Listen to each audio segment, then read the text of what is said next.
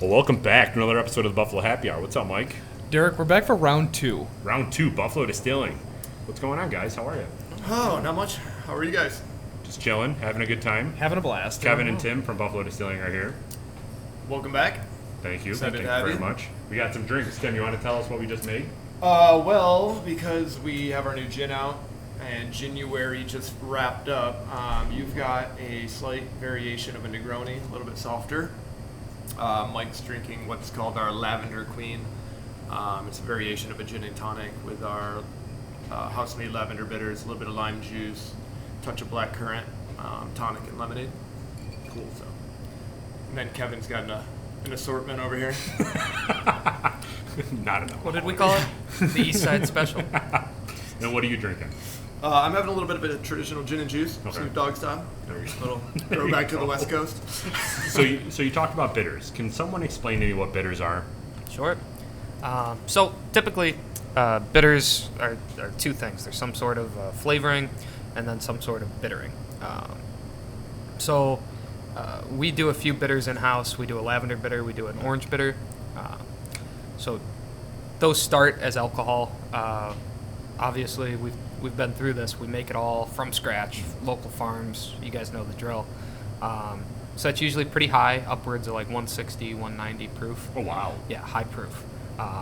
So from there, we add some sort of botanical, whether it's orange, lavender, some sort of flower. We played around with like lime when we were doing plays on margaritas.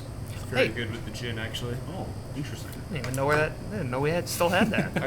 I've got a whole slew. Of You bitters. find the secret Rhubarb, apple. So you start with something, whether it's orange zest, throw it into this high-proof alcohol, you let it extract. From there, and that's as long as you want. Some of our bitters only take 5-10 days. Some of them get really, really nice at like 20, 25. Gotcha. Usually like lighter flavors that you really got to pull out. Elderflower is one of those that just you got to just suck it out. And then from there you need some sort of bittering element. So the whole kind of concept of bitters is that you have a cocktail. You want to add enough sugar to it or enough sweetener to it so that it's smooth and palatable and kind of cuts away that booze. But you also want to kind of balance that out with a bittering element so that the cocktail is super crushable, like all of these cocktails in front of us. Yeah, crushable is never used in cocktails, but I want to bring that in, the crushable. So that bittering element is some sort of herb that most people have never heard of, whether it's Genetian or something like that. And that all kind of comes together in this merriment of wonder and creates the bitters that we use on the bar. But yeah, that's basically what a bitter is. So now you can't have bitters straight, though, right? So the whole thing with something like Genetian, I'm going to use Genetian because it's the cliche. But if you were to take a strictly Genetian bitter and take a small sip of it, your palate would be shot for the whole day, most likely. We can do it in the back later if you guys want to kill your palate for the night. Outstanding. But it kind of, the second you take the sip, the reason I know this is because we've worked on products that I've added too much of this stuff to. And then you take a small sip just to see, hey, how'd this turn out? And you go, oh, I can't taste anything for the rest of the day. My tongue just tastes like cough syrup. But yeah, it's a touchy subject, or a touchy product to work on is the bitters. But we've gotten a couple of them down pretty good. Yeah. Now, do most distilleries make their own bitters, or is this something that's somewhat unique to Buffalo Distilling? Do half of them make it? I would say like a good portion do make it. One of the reasons that people wouldn't is because there are really nice bitters companies. Sure. There are some people making some really good products. So it is nice to try those out and gain inspiration, aka steal their ideas, and do it yourself. If you wanted to smell some lavender, just a touch of it in the glass. Ooh, So that with is something powerful. There's something like nothing in the there. yeah. Right. Something like the lavender, you want it to just smell like lavender. Yeah, You don't right. want anything else. Then you get into things like house bitters, which we've kind of been working on for a long time, but it's tough. A lot of people, what they would call a house bitter is like Angostura bitter, It's an aromatic bitter. It's an old-fashioned bitter. It's used in drinks like that. It's old-fashioned, right, Angostura? Yeah. Well, there's technically a difference between old-fashioned bitters and Angostura bitters. Okay. Old-fashioned bitters tend to have a little bit more clove nutmeggy finish, and that Right. was from the original, old-fashioned cocktail that have that like spiciness to it. Angostura bitters, I feel, are they're obviously the most common. Everybody uses them from Manhattans to old-fashions to a proper mule should have a little bit of bitters in it. There's a lot of drinks that some people will skip on the bitters, or they'll add too much bitters to try to like mask or cover a flavor. I like that we have a bunch of diversity. That was the orange that I guessed around last. Kevin's done a great job with when we have things, being that we're sourcing everything pretty much local. He's like, well, why not try to make a bitter out of it or a syrup out of it? Our honey syrup I use all the time. We make that here. Our blueberry syrup is obviously one of the favorites because we can get good blueberries, and Kevin just knows what he's doing. Yeah. So he made up the recipe, and now we just follow it to make sure that it stays that way. The Violet Beauregard is one of our vodka cocktails that gives a ton. And everyone's like, what's Beauregard? And I have to be like, you're turning violet, Violet. And then they're like, oh, Willy Wonka. Okay. I don't know. I don't know where I was going with that, but it's nice to have like the play. Being that I'm more of a like savory cocktail instead of a sweet cocktail guy, I do a ton with our rosemary bitters, mint bitter, or not bitter. I'm sorry, mint syrup, rosemary syrup. But then utilizing I was excited to find the lime with the gin.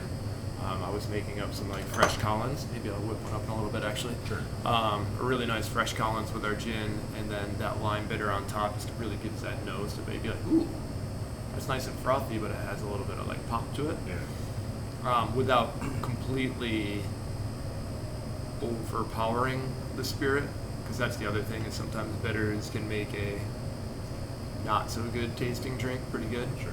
Because it has that high potency of alcohol to it, so it mixes well with a neutral spirit or even a lighter brown spirit to kind of like either amplify the flavor profile or cover it up, Right. whatever it kind of needs to do, Yeah.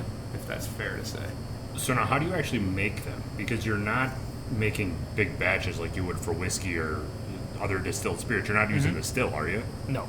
Yeah. So, So- how are you actually making them? So typically for a bitter, you're incorporating. How much bitter do you use in say like a Lavender Queen? We're talking drops. I put 5 right? drops 5 in drops. that drink, but that's because it's a larger portion drink. So I think once we nailed down the batch, and kind of the beauty of these really extra small batch things is that you have one batch and you're like, okay, that one kind of turned out, and then you try another batch, and these are all, we're talking like half pint mason jars. So you're trying out all these different batches, and then at some point you go, well, all these need a little bit of this, and all these need a little bit of this, and you mix them all together, and you're like, oh, this was pretty great. And you have a half gallon of it, and you realize that a half gallon will probably last you for the next 4 decades. Yeah. So you say, okay, this was pretty good. This was pretty good. So I don't think we've ever made bitters in batches larger than half gallon. Sure. And I think once those recipes were nailed down, we haven't gone through our first batch yet. And we're on year 3. So Yeah, you don't have to make them too often. Yeah. You can make them at home in a little mason jar. They're going to last you the rest of your life. Right. Perfect. I Good to have- know. Yeah. We have a couple gallon jars in the back that are 2/3 full with a couple of the least, what's the right word for it? Least used bitters, I guess is the way. The apple and the rhubarb, because Those weren't mine. they're fun, but it's like you can only make so many drinks that you want to add that to. It's extremely seasonal, I guess is the thing. It's not something you're gonna just like have on your day-to-day menu, and then when you look at a traditional cocktail, to throw a bunch of tart rhubarb in there, it kind of defeats the purpose. Right. It goes to the masking side instead of the elevating side. Sure. Makes sense. But it's fun to play with them all. That's for sure. Oh yeah. Makes it exciting on my side to be like, oh, let's make up 10 different drinks and see how this affects them all. Yeah. Right. So speaking of making different drinks, you guys released the Golden Grain, which we had. That was incredible. And then you also released new labels, right? Yes. So this is the new Krupnik label. And I wish I had an old bottle to show to compare. It basically was to clean it up a bit on the label side, be a little bit more like visible. And then, with the Krupnik winning the Platinum Award, is that last year or is that the previous year? Within the last year. Within the last year. It's got a lot more exposure. So adding the red and white kind of sexied it up and gave it that Polish feel a little bit more, since traditionally Krupnik is a Polish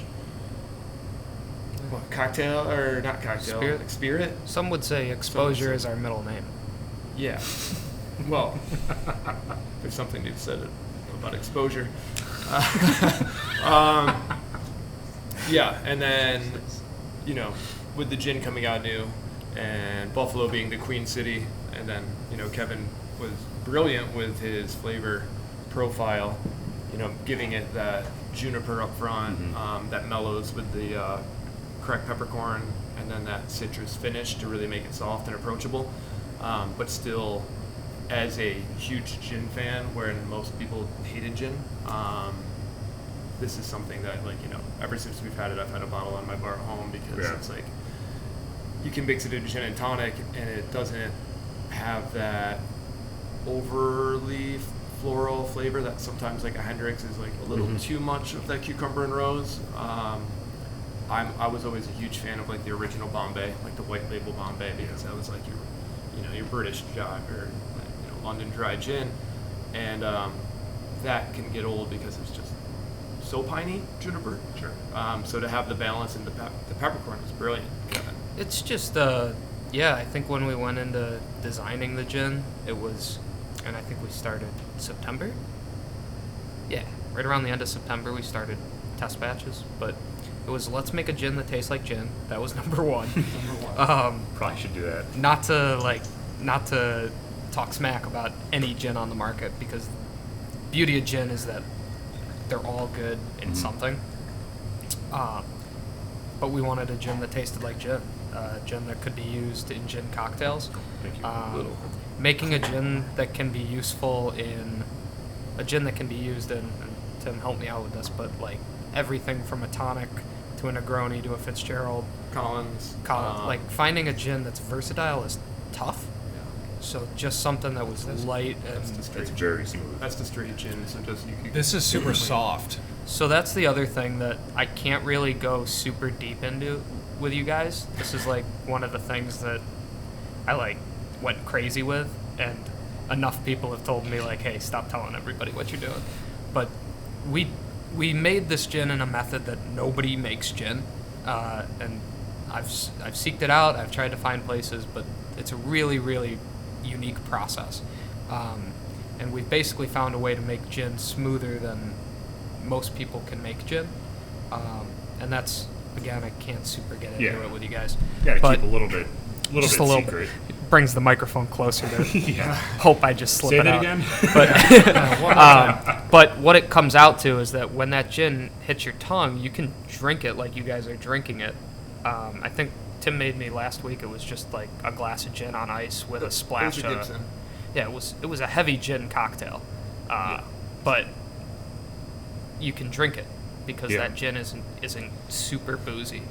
It's not boozy at all. It's almost like you're drinking water, like really soft water from down south after it got treated 6 times. Like this is. And in order What to the hell keep, did you do? Like in this order, doesn't. It's proprietary, Mike. I know, You're it's not allowed to proprietary. say it. This isn't going on YouTube. Kevin, spill it. And Yeah. on top of that, I mean, not to hammer this point home, but Ding ding. it's also at Dinger. Tongue-in-cheek phrases. 84 proof, which is 4 proof higher than most gin. Really? So it's stronger than most gin and smoother than most gin. Great. So Keep pouring, Tim. Yeah, no, absolutely. Doing good. I'll sleep in the back. Yeah. Well, got what's a couch. wild is, Kevin gets so excited about everything that he forgets to mention it's also gluten-free from start to finish, which is Ooh. a big thing these days. Yeah, absolutely. So it's gluten-free if you couldn't hear. Yeah, I'm not one that worries about gluten or calories or carbs or anything. Obviously, I can't freaking stick weight on myself. Yeah. Weird flex, Tim. I can But- stick it pretty good. It is a nice kicker up there. I have family members that are, either celiac or whatnot. Oh, yeah. sure. Yeah, I'm sure. It definitely gets asked, especially now. There's more people that, even if they don't have an intolerance, they're just mindful of it. Right. So to have a product that hits that market is a huge bonus for you guys. Yeah. So That's a very good call with that peppercorn too, because you can, if you're thinking about peppercorn, you can taste the peppercorn. I don't know if I would have been able to pick that out if you didn't say peppercorn, but now I'm trying to see how many times I can say peppercorn in 30 seconds. But, here we go. but really, it's very prominent now that you said that. It has it in there. Peter Piper. Very good though. It's That's incredible. awesome. Nice job. Glad you guys enjoyed it. Way to go. That's why you're here. Yeah. Yeah. Yeah. This So, guy. so like you were talking Something to about do. test batches a little bit. Yeah. How do you go about making test batches? Because you're not going to create a full still of it because it's going to be wasted. Do you have an experimental still or something that you work off of? We have a couple. So every one of my batches starts in a 500 milliliter still. Wow. So we're talking. Less than a regular This is bottle. like Heisenberg meth lab stuff. Breaking Bad reference for all you that didn't. It's like heating mantle, stir rods. Like we're getting away from moonshining and a little more towards chemistry. So everything starts in 500 mil. For gin, that was really cool because we had the opportunity to distill. You guys have read gin bottles. It's like 13 botanicals, 87 magic herbs and spices. Is that Kentucky Fried Chicken?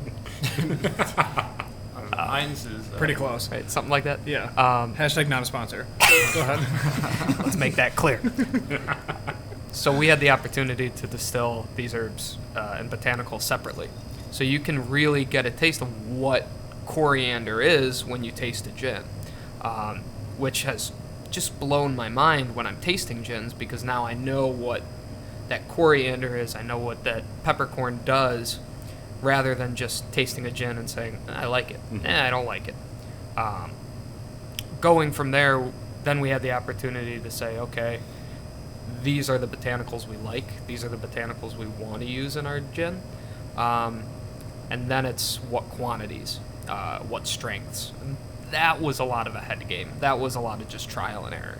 You mix them in different quantities, see what happens, I got and to let them play. go. So, the funny side story of this, at least funny to me, is I'd be working behind the bar on a Wednesday night, and Kevin would come out with 5 little plastic cups with numbers on them, 1 through 5. He's like, here, explain them to me. Ooh, a little test. It's like tasting. And I'm like, okay, that one's definitely a little bit spicier. This one's a little softer. This one is right in the middle. This is over here. They're like, okay, what are your top 3? I'm like, 2, 4, and 5. Okay. They take everything. They come back 20 minutes later, and I'm like taking care of a guest or chatting like we are here. And he's like, hey, here.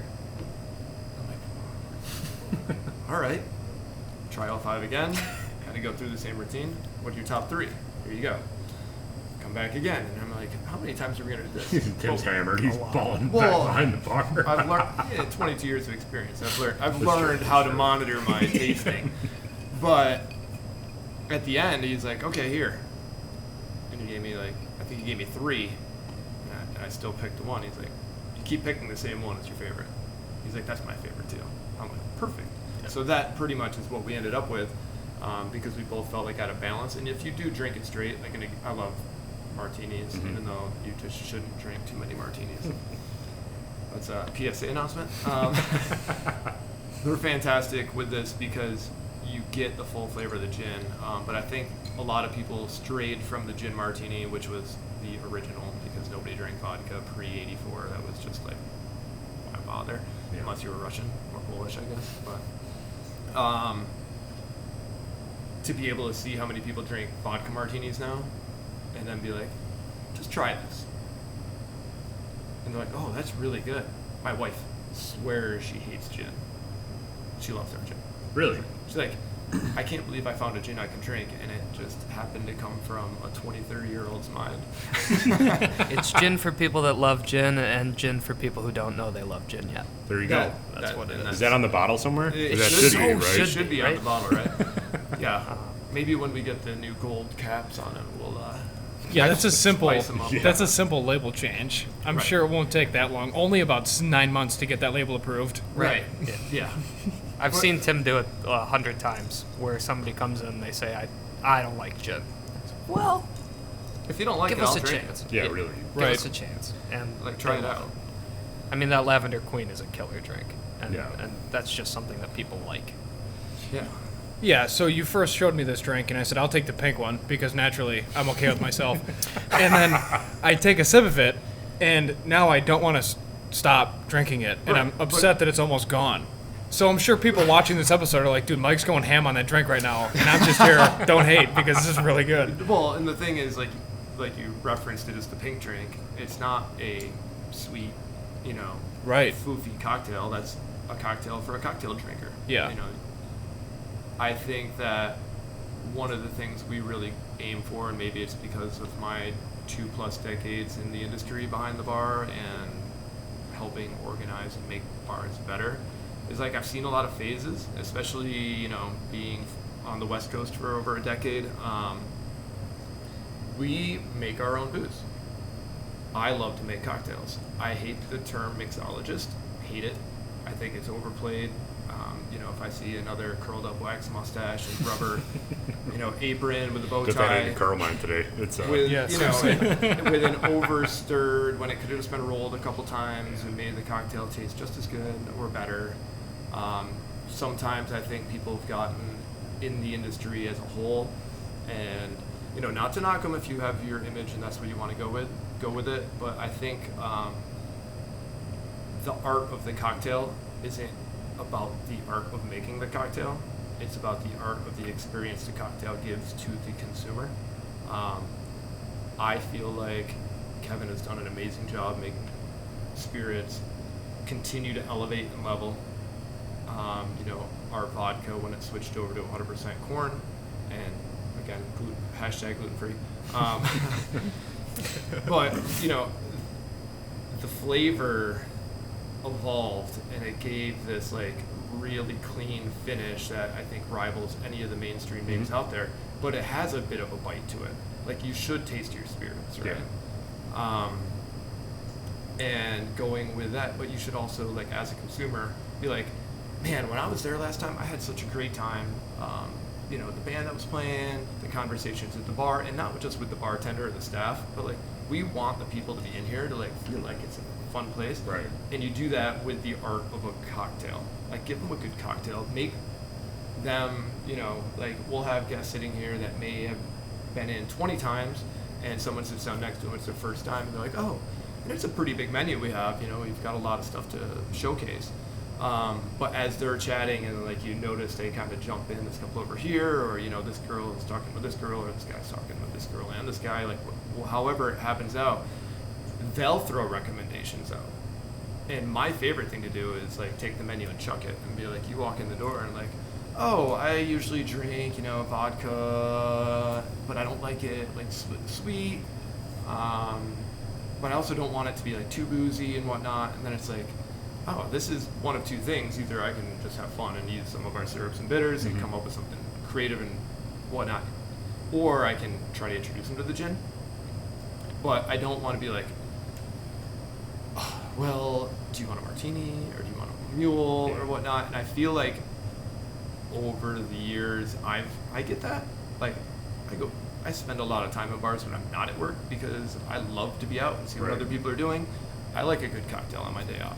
When you don't get a ton of nights off when you're not in the nightlife, I think it's fun to go out and see what somebody's doing over here and, have a drink or two and then head home, read a book, do whatever. You have your daily routines. So when people come in, you want it to be oh, fun. So we make our own syrups, we make our own bitters, we make our own spirits. We have a very unique way of going about it. And having the opportunity to give you something that's pretty much 100% New York, first of all, and it's good.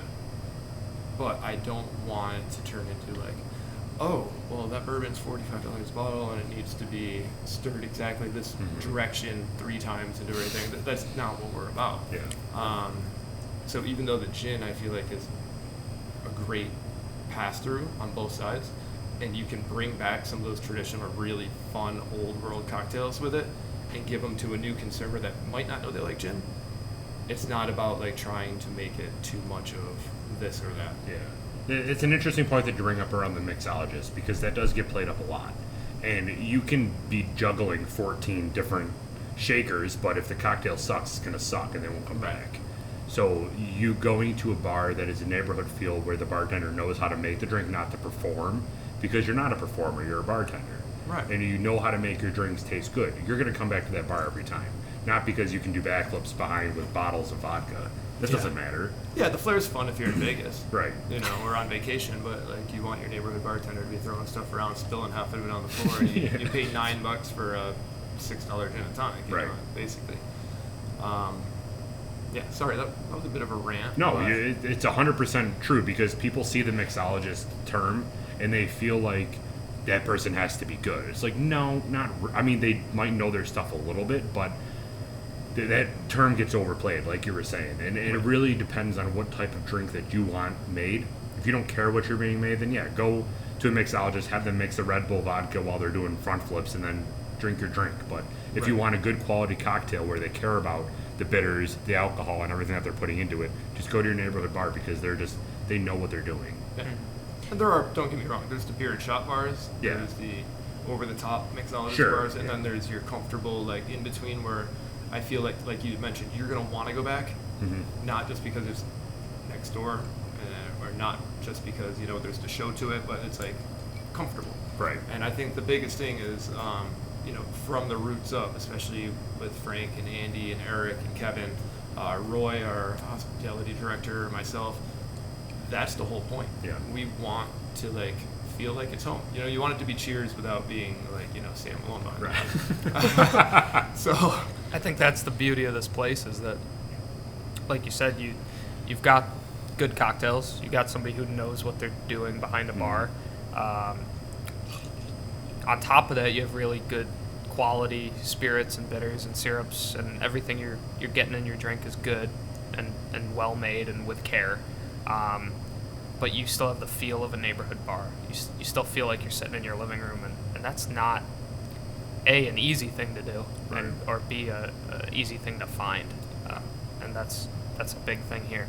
yeah, and I think you know, back in San Diego, referencing the West Coast again, part of it is that you know, everybody in Buffalo I've met so far self-admits we're a little behind, like, here what was, you know, trendy there per se. Oh yeah, Buffalo's 5 years behind the times. Right. Yeah. It's 5 years. There you go. Yeah, I was gonna say, if anything, it's longer. Hey, I've loved my time in Buffalo. I'm happy to be here, and I'm looking forward to staying a long time. But it's definitely been an adjustment, because some of the things, especially in our world of, like, you know, hospitality and entertainment, and just, you have to be on top of trends in times. And sometimes I see some things that are happening now that I was so happy were finally gone. And I hope we can kind of help lead that forward. And it's like, and a lot of it has to do with honesty. It's not trying to be somebody you're not. Once you're comfortable in your own shoes, you kind of figure out where you're meant to be. I don't think it's an issue as much like in Buffalo or some of the great smaller cities across the nation. But, you know, you look at the bigger places, and a lot of these, you know, food and beverage management companies, they literally go into places and they try to scrape every penny they can out for 9 months to a year, maybe 18 months, and then they, like, discard it because, oh, new trend, we'll try this. But in the time, they're actually, like, instilling all these bad habits into their employees. So you've got somebody that's like a professional bartender, and he goes in and he's like, oh, this is what's hot right now, and this is going to pay you a ton of money behind the bar for 9 months to a year. But they instill this, like, methodology that you have to be slightly pompous and you have to know everything and, like, be boastful about it to a point. And I think that we got rid of that a while back on the West Coast, and what evolved was these fantastic cocktail bars, with whether it be on the beach where the guy's in, surf trunks and a tank top with a hat on backwards, or at the the fine dining restaurant in the heart of the city, but it wasn't like the air wasn't there like that. And for my birthday in December, I went down to New York City. What do I do when I travel? You go from bar to bar and staple of the city and whatnot, and eat and drink your way through the culture of it. And you could still feel in like the really like core tourist area, there was still some of that like pompousness. Yeah. But as soon as you stepped into like the villages of the city, like of any name one of them, like Chelsea, or you're over in like East Village or whatnot, or just off Central Park West, all those bars, they're like, wow, you look at the menu, like these are some fantastic drinks. A lot of them were starting to feature a lot more local New York State spirits, which I think is great because we've got a lot of great spirits in New York State as a whole. I mean, Sure do.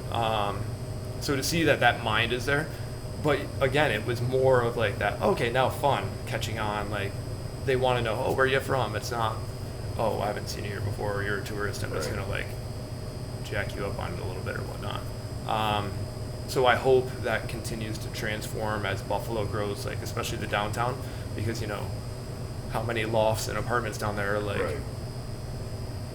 I looked at a loft to buy, it was $200,000. I'm like, oh, that's not bad to buy. It's $1,000 a month in HOA. So all of a sudden it's like, okay, that's starting to build to that point where, okay, if you've got the money to do it, but I hope all those restaurants and bars don't all of a sudden switch to that methodology of, oh, well, now we have to act, it's like trading places, like. Yeah. Which is interesting because there's a few things to note in that. I think one thing that Buffalo hasn't lost is the eyes of the people can see through almost all of that. If you're not authentic, the people of Buffalo will just A, call you out, B, not visit you, and then C, it'll just erupt on social media. Right. And I think that the places that have prospered in the city since the boom with even craft beers and now distilleries, you're getting, like you were hitting on with the homey feel, where the people at the bar talk to each other because Buffalo people talk to Buffalo people, but at the same time, that really correlates with the authenticness behind the bar is what keeps these places going and thriving. Right. And they incorporate aspects that they see around the world. So the in bars are the new bars. However, the new bars, and I mean, you guys are still considered new, even though you've been around for a while. But in general, like it's 1 foot cock. Like, oh yeah, like they're new, right? And it's like, well, no, like they've been there for a little bit. You don't really get out much because everyone's so busy grinding at work. Right. And then when they go, then they realize like, wow, there's a lot to offer there. Let's now bring my center of influence, and you tap into those spider webs and networks. But the point is you guys incorporate things that you've seen in the West Coast. Like there's other places that incorporate things they've seen in Europe or that they've seen downstate, and then they bring that back to Buffalo, and it's like, look, now we're keeping up with the times, because even fashion, like women wearing Uggs, when we first got those, they were already out of style for 5 years in LA. It was like 5 And then they years just then they just got to Buffalo, and everyone's like, dude, I need to buy Uggs. Like, are you kidding? Like, did you buy that spray to keep it clean because we use salt? Like, notice if you go to any other city, no one uses salt. Like, we're one of the only cities that still use salt, for Christ's sake. And it's like, brine now. yeah, like it's not even salt. It's like, we'll just make the streets white because that'll just get rid of the ice. It's just, and then you got guys like the Buffalo Happy Hour podcast cast that's literally living in Deltasonic, because what else are you gonna do? Oh, right. You know what I mean? Like, no, that was you like just one of my favorite Christmas gifts. I got like 3 gift cards at Delta Sonic. I'm like, Right. yeah, you're gonna need them. right, but Now I can skip that pay line. seriously, but that's a huge, like, the Buffalo's ability to see through people. yeah, the like- authenticness is, I don't think will ever die. No, it's definitely like a blue collar town. Yeah. Rust Belt.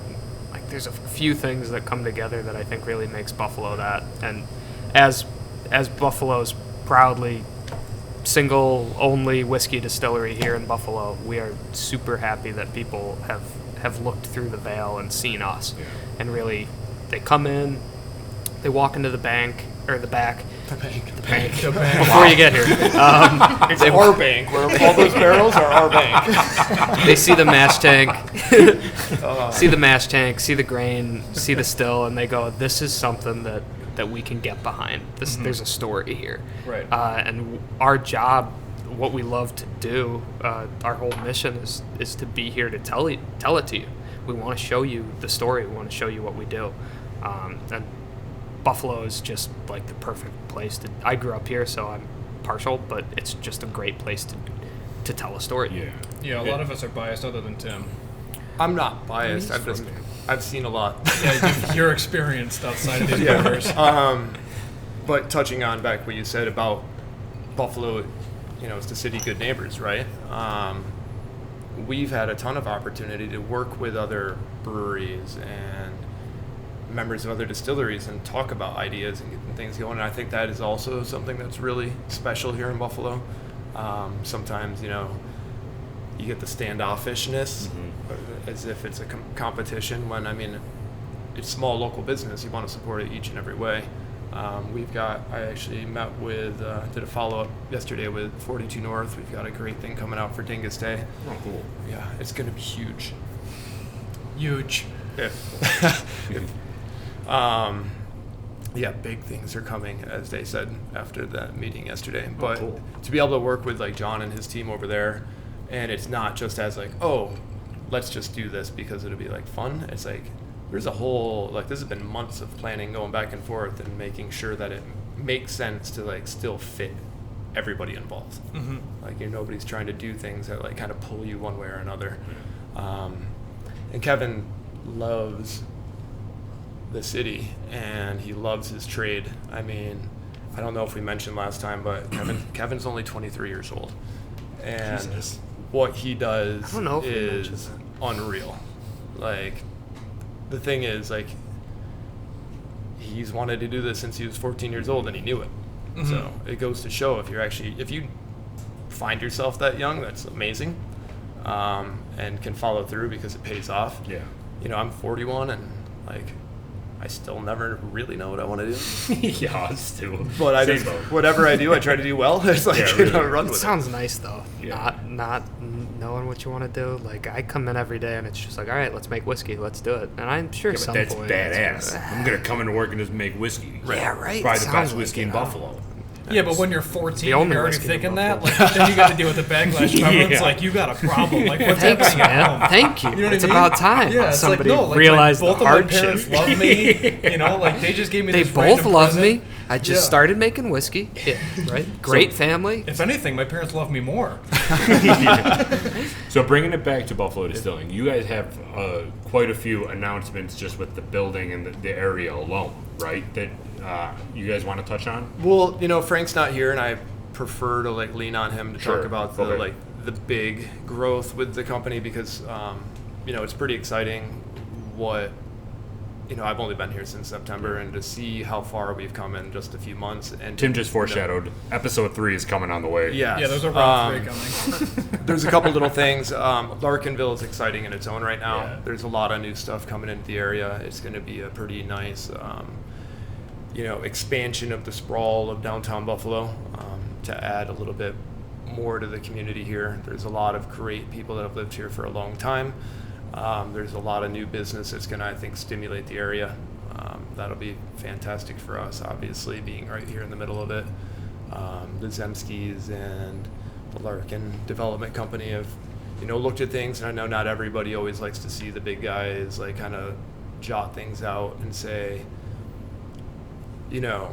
well, they're hurting what's been here. And I think the way they've kind of looked at this neighborhood, it wasn't about like stripping anything away from anybody as much as it was like giving it something to grow back on. So I'm pretty excited that we have the opportunity to be a part of that, and what we do have coming up with the building that I think Frank's going to be pretty excited to talk. He wanted to be here tonight, obviously, but wasn't able to. So once all that comes out, and as we continue to grow with what we've just been doing in our smaller footprint, is going to be pretty great. Yeah. Like You're stoked. I came back in August to meet with them before I even moved back to the East Coast, and I was sold from like the first meeting on, just to know. And it's and it's not like, oh, we're gonna borrow a bunch of money and like just throw it into a place. It's like they've been very smart about growing with the business instead of like trying to keep up with the business.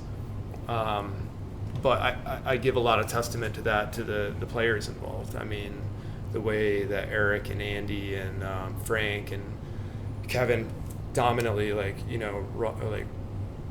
oversee everything and work the back of the house, and then to have Roy, who's been in Buffalo for 3 decades and knows everybody under the sun, and I feel like bringing my experience back and having a great team of supporting bartenders and barbacks and whatnot has really kind of like set us on that path to be able to continue to excel. I think these partnerships coming up, like the one with 42 North, and obviously with Flying Bison next door, we've done a handful of stuff with Tim over there as well, and they're a fantastic neighbor. We couldn't ask for anybody better to be lined up with. Right. But yeah, so I am excited because it's like there's going to be some great stuff. And I mean, even just, everybody's getting past dry January. Forget about those resolutions. Like I tell my wife. I'm not going to have any whiskey for the first half of 2020. Yeah, right. okay. There it is. That wasn't even a thought in my head. No, it's like my wife's like, so what's your resolution? I'm like, I don't lie to myself, so I'm not going to make one. That's what I said. We did. There you go. January is what we did. We did January. That And is you know what? It was way fantastic. I sold like 150 of those things. That's like They're really good. That's a lot of Dry who? Yeah, really. So we did an episode. We did an episode based off the Golden Grain, and Mike touched on it earlier, but I want to bring it back just to understand your thought process on how you decided that you wanted to do this type of rare whiskey release. Mm-hmm. 1, that. 2, is it still available anywhere? And 3, what's next from a rare whiskey release selection? Cool. So the Golden Grain, I'm not sure how much you guys touched on this, but Golden Grain was an original product produced by the original Buffalo Distilling. We actually have a bottle of it still sitting in the display cabinet. Insane. Which is pretty insane, and Never it's opened. full. So if you come in and you have a drink, or you listen to a band, or check out the back, take a peek in our history cabinet, and you'll see a bottle of that Golden Grain original in there. Hey, Jeff. So on top of that, brand new product. When we wanted to kind of revitalize it, the first label for the Golden Grain was cool. But we found the stamp that was released for the Golden Grain that had this beautiful kind of Art Deco kind of goddess painted on it, and we said that is the image. So we, rather than just redesigning the original label, we decided to kind of take this historical stamp. I think it was a stamp. I'm pretty sure it was a stamp, and reinvent that and create the label. So that's kind of where the inspiration came from. We wanted to create a whiskey product that was true to tradition, and kind of bring a piece of that history back. I like that you guys redid the label to do something different and didn't just want to replicate what they did back then. Exactly. That was that it. took what the history was, but changed it to be what you are now, Right. which I think means a lot. It wasn't a replica. It wasn't a gimmick. This was just like almost a tip of the hat to the original, Right. the Fleischmann brothers. inspiration. Yeah. Right. So then when we went into, okay, how do we create a whiskey that is true to tradition? Typically, back in the day, all whiskey that you were drinking was there was a grain that was grown, and then it was taken to a distillery where it was mashed, or a malt house where it was malted, and then to a distillery where it was mashed, fermented, distilled, barreled, aged, bottled. When we looked through the traditional process of making whiskey, we said, oh wait, we already do all this stuff. We already make whiskey the traditional way. So we had that part of the puzzle figured out. Was that humbling to you that you do make it like the true traditional way? It's always been our idea. It's always been our idea from the farm that that we're going to take local ingredients from local farmers and turn that into spirits that people in the city can feel good about drinking and feel good about buying, and on top of that, feel good the next morning after drinking. Yeah, seriously. As you guys know, I'm sure. Oh yeah. So Oh, we do well. outside of just creating a good product that people can feel good about buying, we never really thought about the other ways to do it. We didn't know anything about sourcing. We didn't know anything about MGP, neutral grain spirit, rectifying.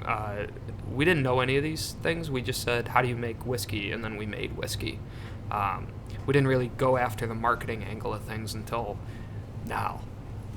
Yeah, I mean, it's funny when I came in and like referencing that meeting that I had with Frank and Andy back in August, I was like, oh, and I'm thinking to myself the way, you know, I've done business. I'm like, so what's the marketing budget? What's this and that? And they're like, what? Like, well, we kind of just don't have one. And I'm like, so how do you know what you're spending? They're like, well, we don't really spend anything. We don't need to. Yeah, really. I'm like, well, that's great. And that is a huge part of being a small business is like, I feel like now we've actually figured out like, all right, we need to like put this little bit in because we've had so much support and patronage from the local community. It's given us a little bit more flexibility of understanding what they want. So we're not wasting money Right. trying to, you know, be the next hot thing, but instead, oh, what do people want? And give it that to them a little bit and then expand on that feature of whatever demographic it may be or whatnot, which it's funny because the whole demographic's like one thing in Buffalo, which is great. It's like everybody's just like, if you're from Buffalo, you're a good person and Right. you have core values, which is, I think, an outstanding place to be, especially as a local business, is you want to just keep doing that, and that's what they've generated from start to finish. Right. So we were never really trying to tackle a marketing angle of things. We were just trying to put out good products. When it finally came to fruition, we had labels. We wanted to do the Golden Grain whiskey. And the subsequent releases, it's been the Golden Grain, the way people look at it on the shelf, the way I'm not going to dance around it, the way the price tag reflects it, it's our most expensive product. Absolutely, yeah. It's served at barrel proof or just under. It's at 115. 115, yeah. So Yeah, that's it's hot. so when we barrel at 115. The Angel Share portion of things, if you guys know what I'm talking, I'm sure you guys Yep. do, makes it come out at maybe like on the high end 118. So for legal purposes, we do take it back down to 115, but it is barrel strength. That's what it goes into. It's been non-chill filtered. It's a very, very true to what is coming out of the barrel product. But when it comes down to what goes into making that, it's very, very similar to all the other products we make. Really what it comes down to is when the guys say, hey, we need 12 bottles of Golden Grain, I spend an hour walking around and finding my favorite barrel and saying, this is the one, this is it, and we pull the 6 bottles from it, and every time you guys see a bottle of Golden Grain on the shelf, every time anybody who's bought a bottle of Golden Grain has seen it, understand that that's our favorite bit of whiskey in the distillery, and letting it go is just like tearing our hearts. Yeah. But We still have like 3/4 of our bottle left. Perfect. So if you guys want some. I mean, you can. I saved a little bit. Yeah, seriously. But if anybody questions the quality of the product and the proof of the product, just realize that we're all talking to a 23-year-old with a full beard, and realize that that product will literally make hair grow faster than anything else. That's great. It was so good. Maybe that should be the next marketing. Yeah. There you Better go. than bottling. Just your hair Just growing. put like Baby Huey on a label with a full beard. 23-year-old beard with 50 years of knowledge. That's good. Exactly. So, are you planning on releasing another rare whiskey? Something about Derby Day, right? You're planning on releasing So something Derby for Day, it? we're going to do a release, and this has kind of become the Derby Day tradition. Which, can you explain what Derby Day means for this guy? He doesn't know what Derby is. Yeah. don't know what Derby Day is. No, so listen. There was Kentucky we were one? doing an interview, and a guy, he's awesome, but he said that he was doing a specific event for the Kentucky Derby. So in my head, I immediately was like, well, obviously it's going to be sweet, so it's probably like a full-on horses are going to show up, and then it's going to be cool. And he goes, no, it's just a horse race. Like we just have it on TV. And I'm like, oh, okay. So Well, It was pretty funny. come on. right. So I'm like, well, so Derby Day for you guys is what? Because it's obviously not a horse race. But it is about the horse race. Yeah, So it's I'm about saying- the I'm- horse yeah, so I'm But you're saying- not bringing horses and Way having more. a race Maybe around horses Swan would- Street, Seneca yeah. Street, and Thank back. No, that'd be hilarious. Mark my word. Mark my word. it will. If we were able to, we would probably. We've try. thought We about just stopped and pigs. stared We've at thought Mike. about wiener dogs. We've thought about a lot. Just Yeah, Perfect. Paula's Donuts should kind of just- took up the racetrack. yeah. We won't hold that against 1 them. foot cock race. That'd have been perfect. Hopping around. Tie That'd them, have tie been their feet perfect. together, and make them hop. Perfect. So every year this is kind of That might have got peed on us. Yeah, really. It's okay if they're not on us already. The one thing we do every Derby Day is we release a bit of Golden Grain. Like I said, not very much. Sure. We release the straight bourbon, which is our gold label, which is, I'm not going to say my favorite product because the Golden Grain is so special, but Sure. the straight bourbon is really like something that if you see it on the shelf, grab a bottle because it's for me, it's the perfect proof. 115's hot. Yeah, 115's it's like, hot. and I don't usually drink on the rocks. Because what is your normal, 80? 80. Yep. So 115's pretty hot. Just to sip on it Yeah. without rocks. It's great with rocks if you like rocks. But that 90 proof gold label is just such a sweet spot. It's more flavor than the 80, but you get that bite from the higher proof. So we release a small portion of all three products for Derby Day. We have them all on the bar, so you can get the drinks that we normally do, like the Larkinville, which is kind of our staple. You can get that with Golden Grain, which is a really nice kind of special Yeah. thing you can't usually get. And then going forward, we have a rye whiskey in barrels. I'm not sure if we ever Oh, touched really? on that. Wow. So that'll be released. Did not know that. Probably 2021. We'll be releasing the first rye whiskey distilled in Buffalo since Wow. Prohibition. That's Mark our huge. calendar. Oh, it is. We'll be back. I tasted it at 1 year, and the stuff is just gonna be perfect. How long is it being aged for? Minimum 3 years. Okay. We're gonna taste it at 3 and kind of see what we want to tell people about. I feel like I just broke your hearts, but I'm sorry. No, it's I'm fine. so I'm patient. excited. Obviously, we're going to be around for that I'm long. so excited. Yeah. Rye whiskey is where my heart is. I love This rye stuff whiskey. is just, and it's more on the fruity kind of light interesting. end of that, rather than that. What comes to mind is the Redemption rye, Right. that kind of like Sour. astringent, sour, Mhm. bitter, spicy. This stuff's still spicy. It's got that rye, but it's way sweeter up front. Interesting. It's actually a classification of rye. I don't know if you guys have kind of looked into this at all. If not, should. Called Empire Rye. Yep, yeah. Yeah. Oh, yeah. So Has to be all in New York, right? all in New York, Mhm. brand new cooperage, which is bourbon Yep. classifications. And then there's a few other weird things, but What percentage of rye is it going to be? Do you know? Well, So obviously we you know. did You're the one that 8. distilled it. we've done 8 barrels. Those 8 barrels were all, well, 5 of those barrels were the same. Okay. But they were only the same because we figured out what we liked. So the first 4 barrels, or the first 3 barrels were kind of figuring out the recipe we wanted, and then the next 5 were, that was good. Okay. The first ones we had an opportunity to play around with some really cool grains. This thing it's called a lot of different things, but Bloody Butcher is a common name, but our farmer called it Indian Red Stalker. And what it is it's an heirloom variety of corn that hasn't been genetically modified. Ooh. Downside of that is once it grows 3 feet high, the wind blows it right over, because it's not modern day genetically modified Sure. corn stalks. But we had an opportunity to use some of that. Really cool. Turn the mash pink. That was really fun. Ooh. But More from pink. there, Yeah, more pink. More pain, right? what we really liked was rye malt. Okay. So rye is nice. It has that peppery, spicy. To me, it really kind of reminds me of that caraway spiciness. Malted rye, you have the opportunity to germinate it and toast it and give it this really kind of baked bread kind of toastiness to it. So we used a huge portion of rye malt, more so than probably a lot of the whiskeys on the market, just because rye malt's expensive. But that really lended it to a much higher flavor rye. The stuff's really going to gonna blow your minds. Yeah. I can't wait. Maybe we That can is have you guys awesome. back and we can taste a little bit out Yeah, of a barrel yeah, sometime. That'd be fun. So having your own source, like having your own farm, basically to be able to grow the grain and grow all your products from, does it lead to more like a larger selection of opportunity for you because you can basically not necessarily direct him in what you want to do, but it gives you more of a leeway to say, okay, we don't want genetically mutated corn. Can we do this?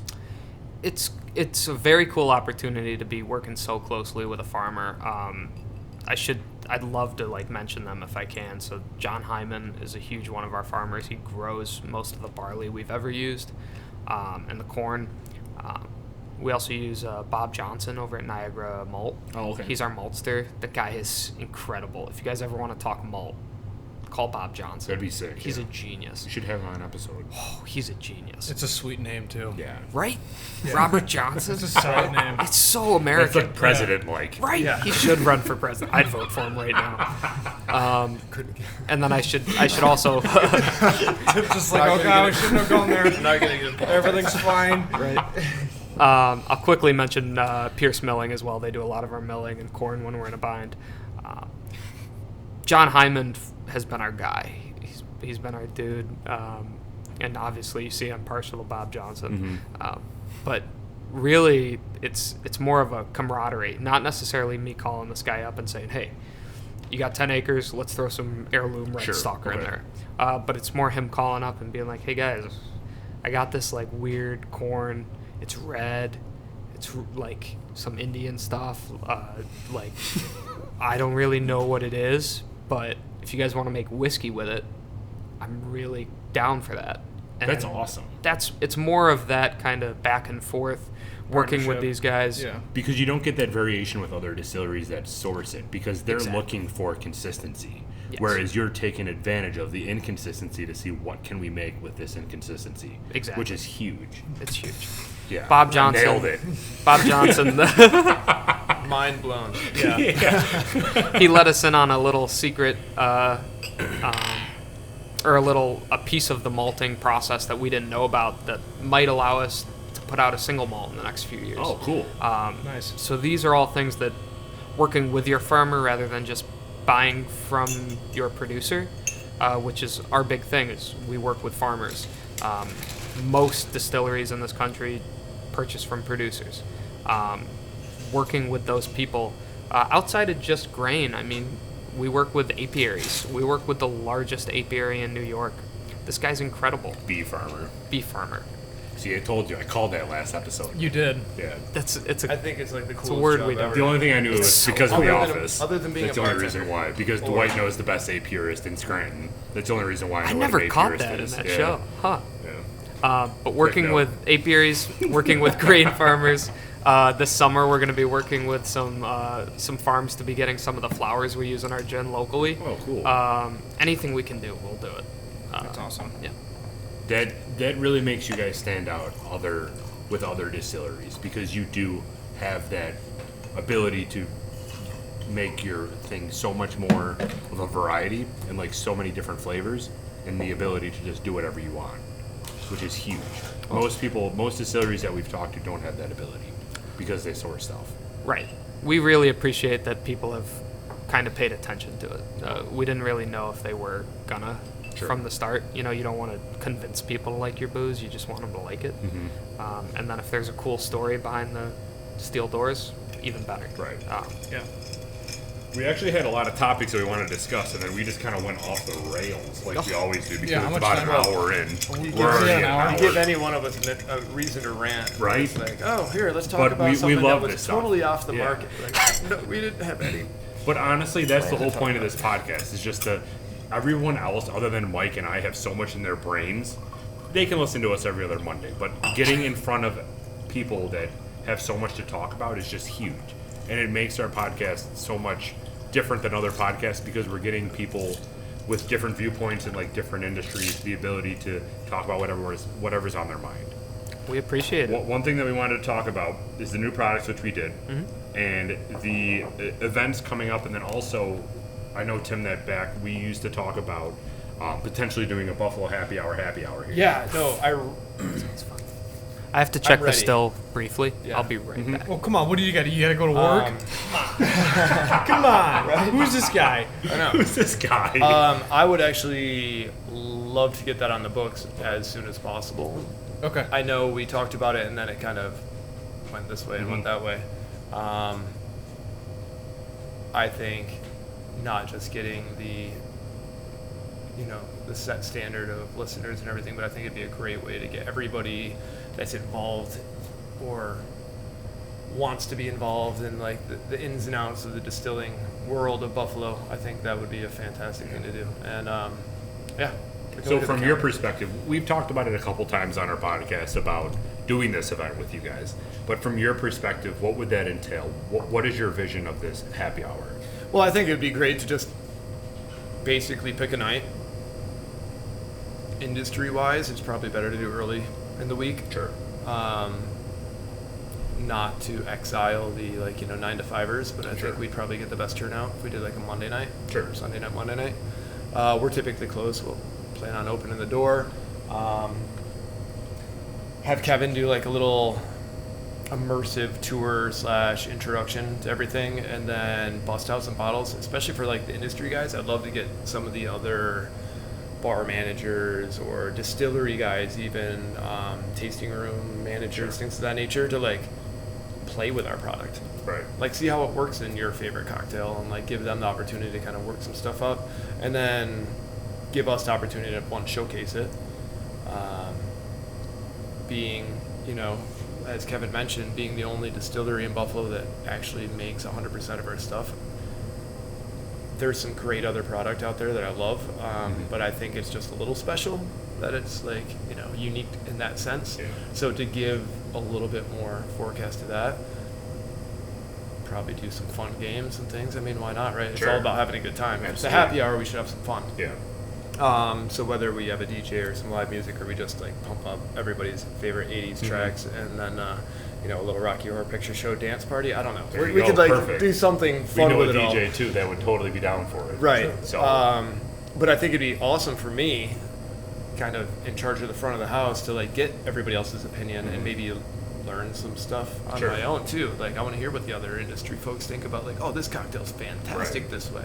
Or, is it we bring a bee's knees back, which how many people serve you a bee's knees anymore? Right, not Which- many. Not many. that's but my it's a- girlfriend's favorite drink, and she Yeah, can't get it it's- anywhere. Yeah, it's a No, great she has to drink. go to L.A. because they're ahead of the times. Oh, That's what she's got to do, Derek. Get on a plane. Jesus. That- Why are you coming at me, dude? I know.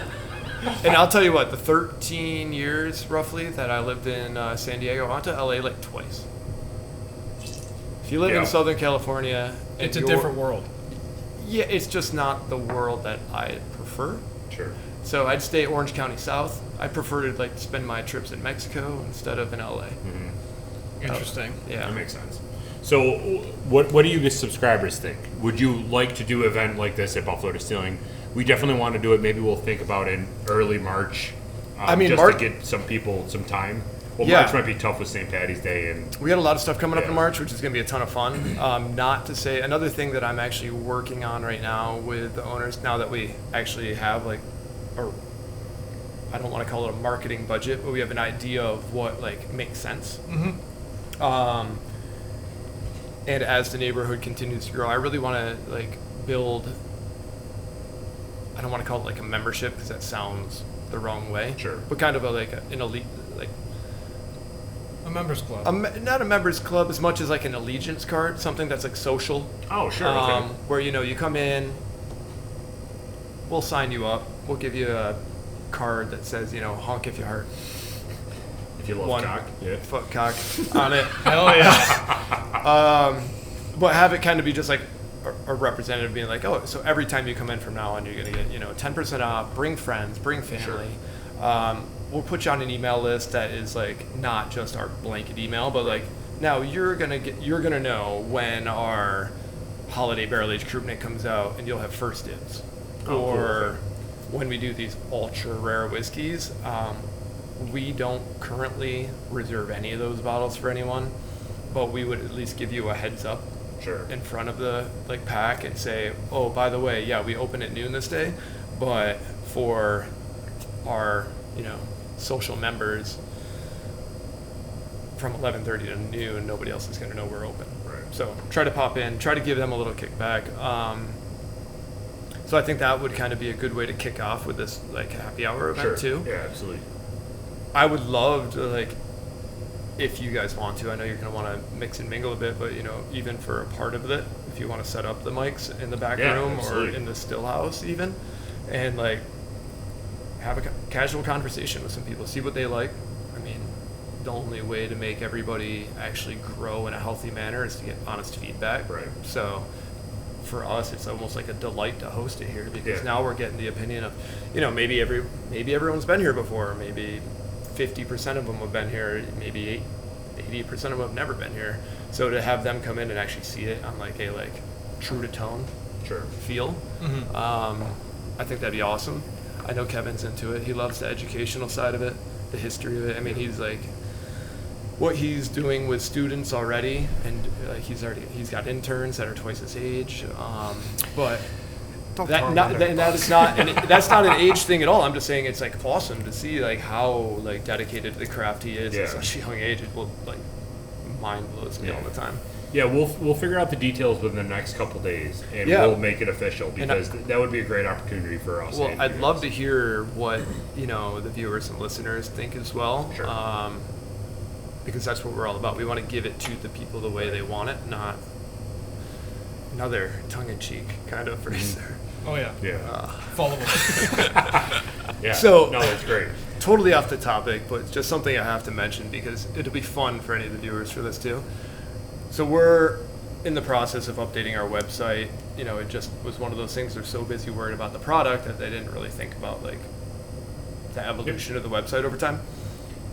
So Frank and I are sitting there with our good old Googs. Lady Cock. Our lady cock. She's like, all right, so how's this sound? And like we're reading the sentence, and like the word "full" came up like one too many times. So Frank says, "Hey Siri, synonyms of full." About 80% of the synonyms for full have sexual connotation or reference to them. So after going through, and one of Frank's hidden talents is he's actually a really good like wordsmith. Sure. Like he can bring things together well. I mean, Roy is a professor of literature, and he's Really? amazing. Like next episode, we got to get Roy in here. Now, granted, we'll need an agenda because he will talk about this. He'll go off the. But it's awesome what he does. Like Yeah. I don't say that in the condescending manner at all. It will be the most entertaining Roy 2-hour answer of your life. And like 92% of Buffalo know Roy, so Yeah. it's like awesome. He's the best. But Frank, he gets this like flash in his eyes, and all of a sudden he sounds like a poet from 1400. Yeah, the England. Renaissance. Yeah, it's Yeah. like going off. It's just it's wild. So the word he finally comes up with for this race, tumescent. Tumescent? Yeah, Never heard of that before in my you life. look it up. It's funny. Tumescent has a kind of a history with the Buffalo Distilling.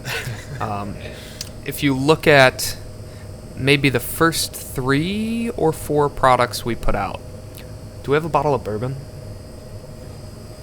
Do we have a bottle of bourbon? Do we have any bourbon in the house? When you look at a bottle of 1 Foot Cock bourbon, on the back, there's 3 descriptors: smooth, genuine, and tumescent. So that got through a couple labels. The government said, okay, we like this. Around the 3rd or 4th product, we tried to put that on, and the government said, this tumescent word, or tumescent, however you want to say it, that doesn't pertain to alcohol, so we're not going to let you use that anymore. So that's a portion of the tour, and usually we say for the viewers at home or the listeners that you can go look that up all on your own, what tumescent means. It's a fantastic word. It's a Now fantastic I'm word. intrigued. You'll use it all the time. But does it have anything to do with booze? It's a loose descriptor. So on all our We need a little ticker. We do. So we did Did you switch put that to in we switched to resplendent. Resplendent. Resplendent. Because that's a better description. Well, It's a much better description. I'm pretty sure we've got a couple hundred options of things to put in that are loosely tongue-in-cheek that, the government won't catch right away. yeah. No, they'll pick up on one, and then they'll have to research another, Right. and then research another. And they all pertain to Full. roosters with 1 foot, correct? It's a synonym for full. Right. Perfect. We want people to feel full. It's just Full. work for them. It's job security. Don't worry about it. Exactly. Just push them through. Tax dollars going to good work. That's Yeah, it. there you go. That's it. All right, so we're at about an hour and 10 minutes. Is there anything else that you guys would like to highlight about what is going on right now at Buffalo Distilling Company? Ooh. But remember, we have round 3, so Yeah. you Yeah, don't we do have to- round 3 coming. Don't I feel like think you're on the spot. the biggest things for any followers out there that want to we've got some pretty fun stuff coming up on the social side in-house. Not as big of, obviously March is a huge month. We've got the Shamrock Run on the 7th over in the Old Ward, which we're right down the street from. So we've got parties planned and stuff for that. We're doing a 1 foot cock bourbon creme. Really? As a shot, so it'll be kind of a in-house version of what would be, a traditional Bailey's type shooter. Is that going to Nice. be a regular product, or It's is not- that just sort of limited release? It's not actually a bottled product. Oh, It's okay. going to be something that we just feature from the tasting room bar. Interesting. It's a Super in-house good, though. concoction. Super good. I'll- You guys got a lot of wordplay going. yeah, I know. It's kind of You know, funny. concoction. Sometimes it just slips in. I will actually. Oh my God. I'll whip. It took Mike a little bit to understand, but we're there now. I'm actually going to whip some of those up. We don't need to wait for that, but Yeah. just so you can have them before Oh, cool. time's over. Maybe You don't have to wait for it to slide in. Perfect. Go Yeah. ahead. I think it might also be the only vegan bourbon cream It is. available for St. Patrick's Day in Buffalo. Yeah. How are you getting the cream then? So, Ooh. yeah, Oh, it's we're can actually edit that out. hand Edit post. We'll edit we're it. hand That's milking okay. nuts in the If back. anybody caught that, we'll let it slide. But yeah. So Really? it's no, it is a vegan bourbon creme, and I want to say it. With has a that ever weird been done before? Affliction. I don't know if Maybe. anyone's ever done it. If it has, We're no gonna lean documented towards it. no. Look at We're gonna that. lean towards no. We're gonna lean towards probably the first. Special release. But thank you for the inspiration. Another first that of somebody Buffalo. did. And so we go Shamrock Run, followed by the parade. Mm-hmm. We'll obviously be representing all day for that as well. And then it really starts with the wind up to what's Dingus Buffalo's Day. favorite holiday, right? Dingus It's Day. Dingus Day. Yeah. And that Second favorite. Don't single out all of South Buffalo right there. Thank you. sorry. I got you. I appreciate that. It's tough, but Yeah. group neck. Yeah, I get it. I get it. Yeah, Single malt's coming. This will be my first So year excited. living in Buffalo for Dingus Day. Actually, You're gonna be in for it. my wife grew up here. Right. As I mentioned, I'm from Central New York originally, so I've come when my cousins were in college and partied for that stuff. And they do the Spring Fest around then. Yeah. This will be the first time I get to witness a true Dingus Day, and I'm Oh, pretty there you go. excited. It's crazy. It's the man. favorite time of year for me. I'm half Irish, and then half German and Polish. Oh, there you go. So it's pretty much all of our godly holidays all in one. Yeah. What are you? Me, I am 50% Irish. Well, I shouldn't say 50%, but I'm half and half Irish, Italian, a bunch of other crap mixed in. Polish by association, indoctrination, Polish by association. whatever you want to So say. you make Krupnik, so you're guaranteed Yeah. 25% Polish. I've had enough really, really Polish people tell me that I'm good, that I don't take crap anymore on Dingus There you Day go. from people that tell me I'm not There you go. Polish. Do you know who I am? Right. It makes barrel aged Krupnik. I don't know if I'm going to go that far, but Just it's good to know I got people on my side. Just know you have that card to play. Right. If need be. If you ever find yourself in Warsaw. Which Listen, guys. great city. It's too bad that it had to be completely rebuilt after True. World War II. True. It's an awesome city. I agree Awesome with you. city. Yeah. Yeah, but other fun, exciting things coming up. So obviously Dingus Day, we're closed on Monday, so we're just going to be a part of the parade, and that's leading up to that, April 4th is the collab release party with 42 North on their Krupnik barrel-aged Belgian quad. So, Really? yeah, which is going to be unreal. I met with Hannah and Zach. Can you repeat over there that? yesterday. Krupnik? It's a Krupnik barrel-aged Belgian quad that is going to be off the hook. Are you serious? Do I have that? So we no, actually I don't have that. We half like the thought process of Krupnik aged quad, because then in some weird way, KAQ kind of resembles cock. There you go. I mean, they were the ones that suggested 42-foot cock be the Yeah. name. Wow. That was their idea. It was actually Hannah. All right, now so we're throwing this- Hannah under the bus. I'm sorry, Hannah. I'm not throwing you under the bus. I'm just showing that it's not like us influencing all the time. She's like, We're gonna get an email. I about heard this. you had a 1 foot cock, but it was only a quad.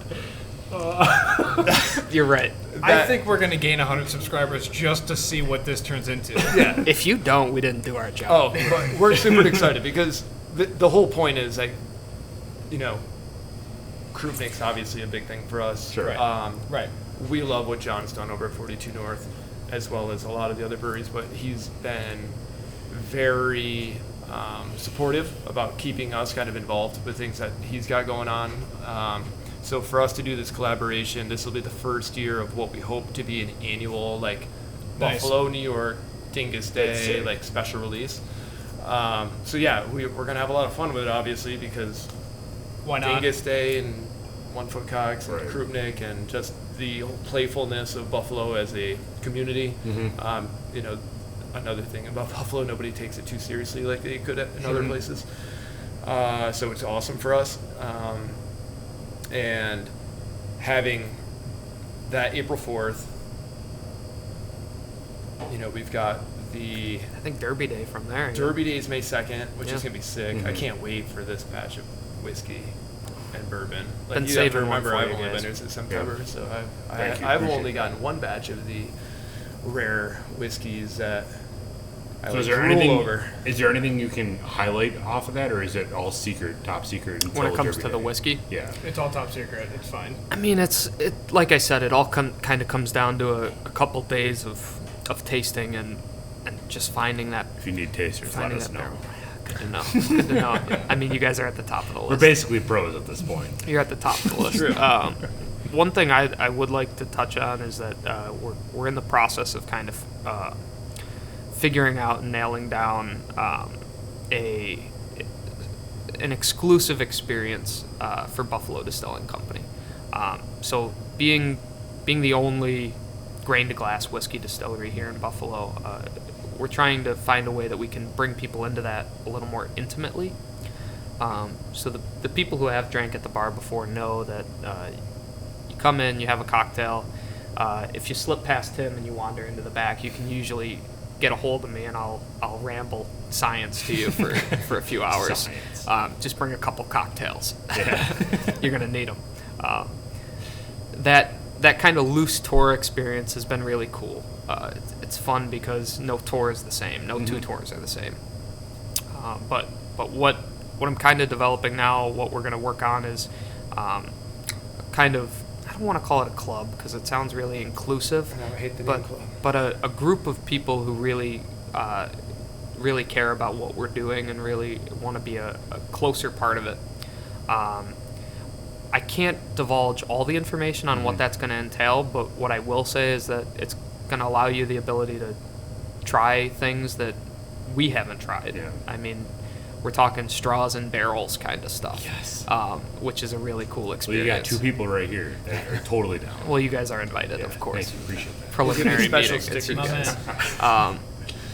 Things like getting your dibs on new products a week before they're released. Things that you can come in and you can pick your number. You can dip your wax. Just really, really intimate experiences that you can't get anywhere. I don't want to say in the country, but Yeah. like it's a very, very small number of places that'll allow you this much hands-on experience in what we're doing. So we're part of a newsletter, or we put out a newsletter. It's not annoying. I like to start with that. Yeah. We don't we're not that place that you give us your email and we send you an email every other day Yeah, with like a we put new coupon. lights in. It's like No. sweet. Sweet You guys. get it every month. Yeah. It's once a month. Sometimes it might be every other month because we just got too busy and forgot to pull It's- it out. It's like, It's really. you'll still won't be caught up. It's but like really funny. It's really cool. It's well written. It's not annoying. Like you're almost happy to get it. I'm happy to get it. Oh, I love it. But when you come into the bar, or shoot us an email or a Facebook and say, "Hey, I want to get on that page. I want to get on that email list." That's going to give you all this information. And when we put this group, club, organization, fun group of people together, I don't know what it's going to be called. It's a Buffalo Distilling cult. it's gonna be a league. Yeah, it's Say what it is. It's a cult. Thank God. Somebody put a name on it. It's, you know what I it like is? that. I like league over cult. League sounds a little more. It's a secret Oh, society. Secret Yeah. society. A Because the league of, government's onto us. of extraordinary whiskey drinkers. Yeah. But it's just going to be fun, and it's going to be a really unique experience. So, so get yourself on that list so that you can hear about it, Sure. or just keep up with us, and we'll be doing it soon.